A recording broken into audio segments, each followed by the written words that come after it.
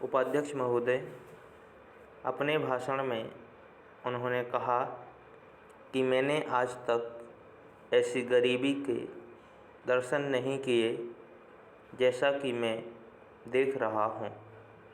ऐसी गरीबी जब हम स्वतंत्र नहीं थे तब अवश्य देखने को मिलती थी, लेकिन स्वतंत्रता के पश्चात मैं पहली बार ऐसी गरीबी देश के किसी भाग में देख रहा हूँ। देश के विकास के काम को बढ़ाकर ही ऐसी गरीबी हम हटा सकते हैं। सरकारी उद्योगों की स्थिति अजीब है। हर संभव कोशिश से और सद्भाव बनाकर सरकारी उद्योगों के कर्मचारियों को आप अच्छा वेतन देते हैं और उन्हें रहने का अच्छा स्थान देते हैं, फिर भी घाटा होता है और देश का नुकसान होता है। कारण क्या है? कारण यह है कि आपकी औद्योगिक नीति गलत है और जो रुपया आपके पास है उसको भी आवश्यक काम के लिए खर्च नहीं कर रहे हैं।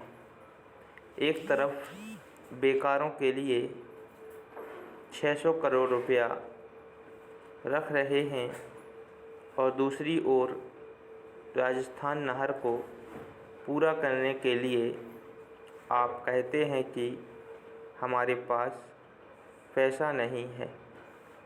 एक ओर महाराष्ट्र के अंदर आप नई चीनी मिलें खोल रहे हैं और दूसरी ओर उत्तर प्रदेश और बिहार के अंदर कारखाने बंद हो रहे हैं या जो उनकी क्षमता है उस पर पूरे तौर पर काम नहीं कर रहे हैं।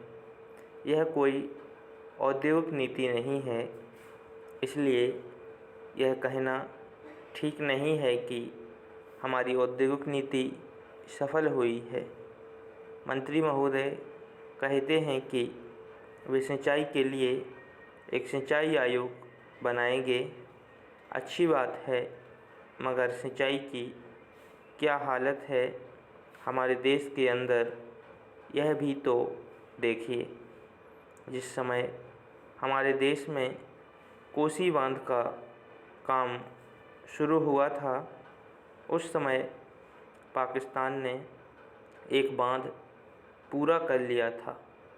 वहाँ उससे सिंचाई हो रही है और हमारे यहाँ इसका काम आधा भी नहीं हुआ है। राजस्थान नहर शुरू हुए कितने वर्ष हो गए हैं, परंतु अभी भी वह बनी नहीं। हमारे यहाँ कोई ठीक तौर तरीका नहीं है।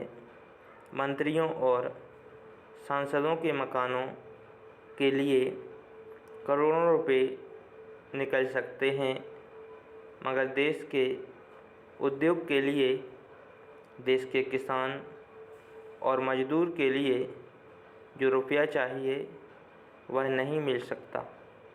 उसके लिए रुपया नहीं दे सकते हैं। यह कोई उद्योग नीति नहीं है, यह एक खिलवाड़ किया जा रहा है।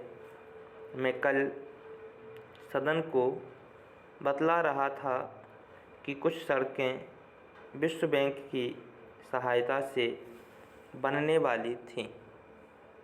महोदय, समाज कल्याण संस्थाओं का काम बहुत बड़े परिमाण में बढ़ा है। आजकल इसके लिए अनुदान भी पहले से कहीं अधिक दिए जाते हैं।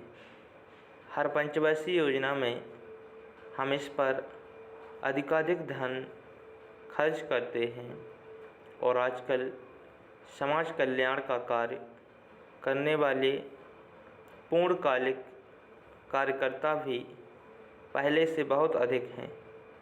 लेकिन मैं ऐसा अनुभव करती हूँ कि जैसे जैसे हमारे व्यय और कार्यक्रम बढ़ते जाते हैं, वैसे वैसे इस काम में व्यक्तिगत उत्साह और लगन की भावना घटती जाती है। अध्यक्ष महोदय ने मिशनरी भावना का उल्लेख किया और मैं भी अनुभव करती हूँ कि आज वह नहीं है। मैं यह केवल बोर्ड के बारे में ही नहीं बल्कि सामाजिक कार्य के समस्त क्षेत्र के बारे में कह रही हूँ। फिर स्वेच्छा सेवा प्रयास भी कुछ कम होते जा रहे हैं।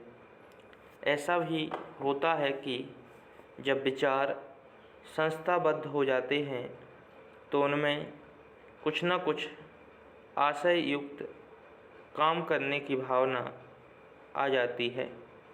यह मनुष्य का स्वभाव है, किंतु सारे सामाजिक कार्य को लक्ष्य तो उसी संवेदन के अभाव और निस्वार्थता पर संदेह के परिणामों से लड़ना है, जिसकी प्रायः मानव स्वभाव कहकर अनदेखी कर दी जाती है।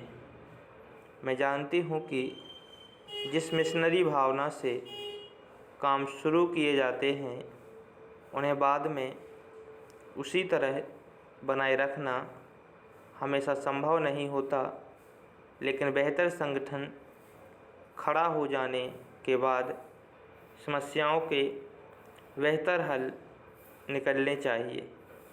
अतः हमें केवल अनुदानों से ही संतोष नहीं कर लेना चाहिए, बल्कि यह ध्यान रखना चाहिए कि इस सामाजिक कार्य के पीछे जिससे कि सामाजिक परिवर्तन हो रहा है, उद्देश्य क्या है। बोर्ड सामाजिक रूपांतर का केवल साधन मात्र है। राजनीतिक और आर्थिक कामों में फंसे रहने के कारण हम सही दिशा में और सौद्देश्य सामाजिक परिवर्तन की ओर काफ़ी ध्यान नहीं दे पा रहे हैं, किंतु परिवर्तन तो हमारे अपने विकास और विश्व की घटनाओं के कारण जो हमारे जीवन और समाज पर निरंतर प्रभाव डालता है, स्वतः आ रहा है। हमारे होनहार युवक और युवतियाँ संसार के घटना चक्र से निरंतर प्रभावित हैं और कहीं भी कुछ होता है तो वह हमें भी अवश्य छू जाता है। लेकिन परिवर्तन का इस प्रकार केवल उपोत्पाद के रूप में या अप्रत्यक्ष रूप में आना पर्याप्त नहीं। हमारी अपनी अनेक समस्याएं हैं जो हमारे अनुभव की दृष्टि से विशेष प्रकार की हैं।